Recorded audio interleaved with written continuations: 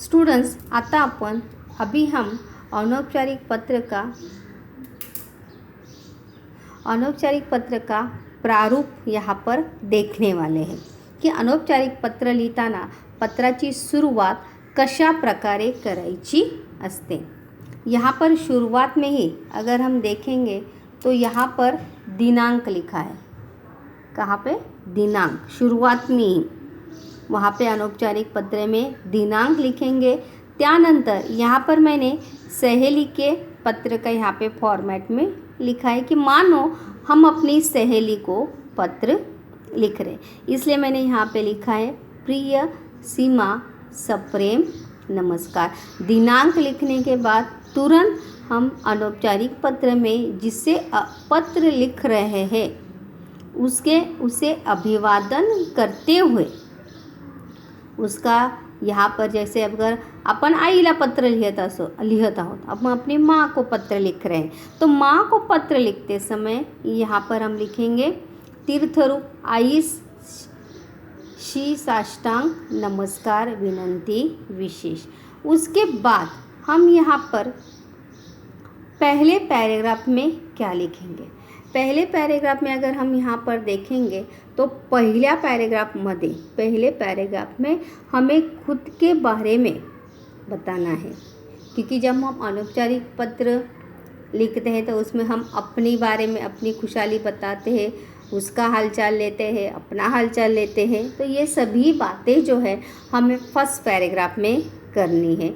और फिर अपना हालचाल बताने के बाद, उसका हालचाल पूछने के बाद पत्र के विषयाची ओळख, यानी हम पत्र क्यों लिख रहे हैं इसके बारे में थोड़ी सी पहचान या उस विषय का स्पष्टीकरण जो है वो फर्स्ट पैराग्राफ में होना चाहिए।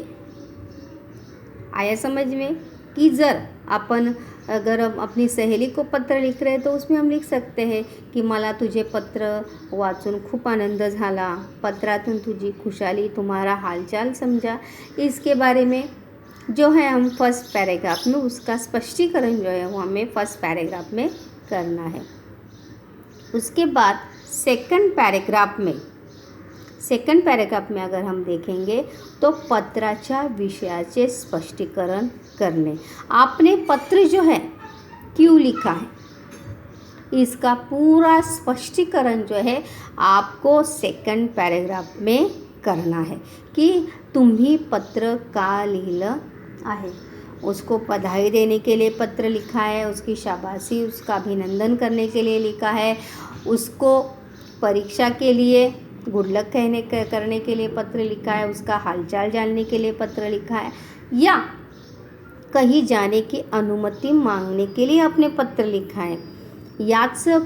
इसका पूरा स्पष्टीकरण हमें सेकंड पैराग्राफ में करना है। इसीलिए मैंने यहाँ पे लिखा भी है कि सेकंड पैराग्राफ में हमें पत्राच्या विषयाचं स्पष्टीकरण हमें करना है।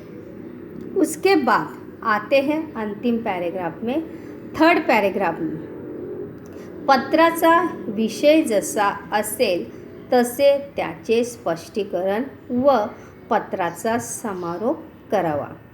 जैसे आपके पत्र का विषय है वैसे ही आपके पत्र के वैसे ही स्पष्टीकरण आपको आपके पत्र में करना है, और समारोप यानी पत्र का अंत जो है, एंड जो है, उसी प्रकार से आपके पत्र का समारोप भी होना चाहिए। मैंने यहाँ पे देखो उदाहरण भी दिया है, कौतुक यानी प्रशंसा, अभिनंदन यानी बधाई, परवानगी यानी अनुमति। हम अपने छोटे भाई को बधाई देते हैं, उसकी प्रशंसा करते हैं, या हमें कहीं पिकनिक जाने के लिए, घूमने जाने के लिए, पैसे मंगाने के लिए, अनुमति मांगने के लिए जब हम अपने माता पिता को पत्र लिखते हैं। तो इस प्रकार से जैसे पत्र का विषय है वैसे ही उसका समारोप यानी पत्र का शेवट जो है तो अपन केला पाहिजे। जैसे अगर कौतुक है तो तुम ऐसे ही अपने परीक्षा में ऐसे ही नंबर लाते रहो, बधाई आहे, तर तुझे पुन्हा एकदा मनापासून अभिनंदन।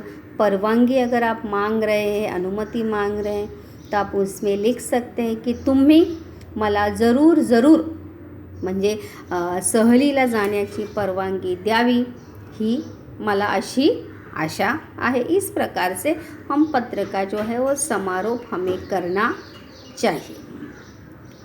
त्यानंतर अंतिम में तुझी मैत्रीण, जिसको हम पत्र लिख रहे हैं वैसा ही होना चाहिए। जैसे मैंने यहाँ पे शुरुआत में वहाँ पे मैत्रीण सहेली को पत्र लिखा है, इसीलिए अंतिम में भी क्या है, तुझी मैत्रीण।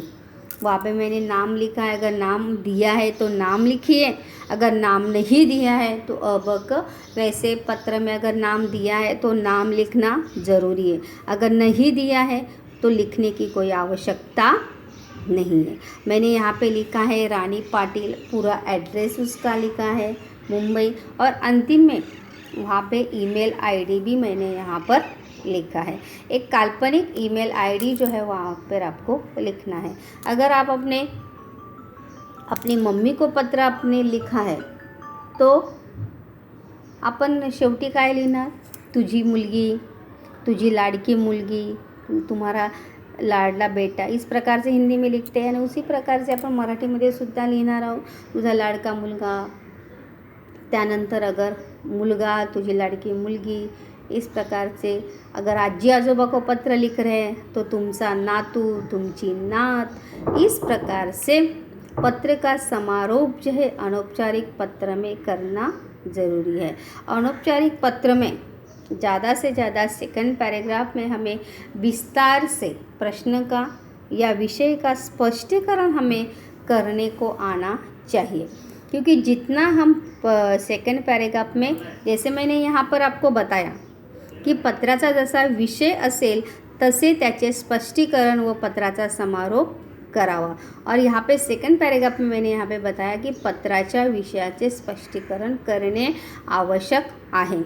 जिस विषय पर आपका पत्र आधारित है उसका पूरा स्पष्टीकरण, त्याच्याविषयी माहिती, त्याचा पूर्ण स्पष्टीकरण हे सेकंड पैराग्राफमध्ये तुम्ही करणं आवश्यक आहे, तभी हम थर्ड पैराग्राफ में अपना पत्र जो है वो एंड कर सकते हैं, नहीं तो नहीं। तो अशा प्रकारे अनौपचारिक पत्र सा हा एक नमूना है। इसी प्रकार से जिस प्रकार से व्यक्ति बदलती है उसी प्रकार से यहाँ पे अभिवादन भी हमेशा बदलते रहता है।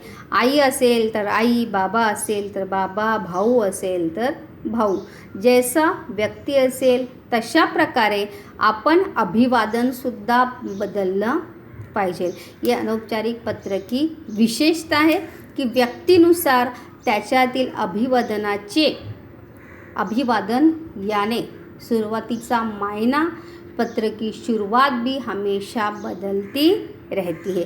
इसीलिए अभिवादन शुरुआत में, जैसे मैंने बताया कि अभिवादन जो है इसलिए हमें पूरी तरह से याद रखना चाहिए की आई वडिलांना कोणतं अभिवादन आहे, भाऊ बहिणीला कोणतं आहे, मित्र मैत्रिणीला कोणतं आहे, आणि आजी आजोबांना कोणतं अभिवादन आपण करणार आहोत। इन सभी अभिवादनों को हमें याद रखना आवश्यक है।